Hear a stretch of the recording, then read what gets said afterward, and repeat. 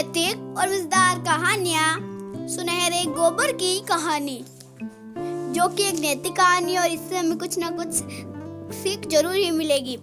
एक बार की बात है, किसी शहर में एक बड़े से पेड़ पर एक पक्षी रहता था जिसका नाम था सिंधुक। सबसे चौंकाने वाली बात यह थी कि उस पक्षी का मल सोने में बदल जाता था।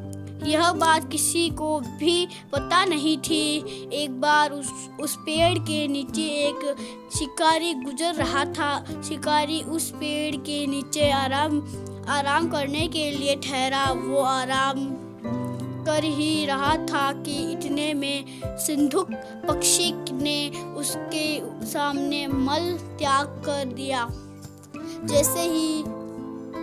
जैसे ही पक्षी का मल जमीन पर पड़ा, वो सोने में बदल गया। यह देखते ही शिकारी बहुत खुश हुआ और उसने उस पक्षी को पकड़ने के लिए जाल बिछाया। सिंधु जाल में फंस गया और शिकारी उसे अपने घर ले आया।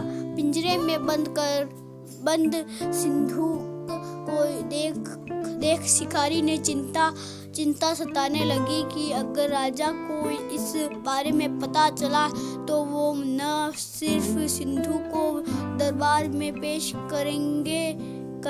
कहेंगे बल्कि मुझे भी सजा देंगे। यह सोचकर डर के मारे शिकारी ने खुद ही सिंधु को राज दरबार में पेश कर राजा को सारी बात बताई। राजा ने आदेश दिया कि सिंधु को सावधानी से रखा जाए और उसे अच्छे से खाना खिलाया जाए।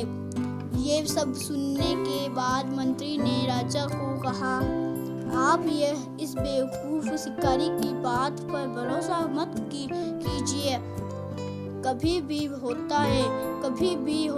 नहीं होता है क्या कि कोई पक्षी सोने का मल त्याग करे।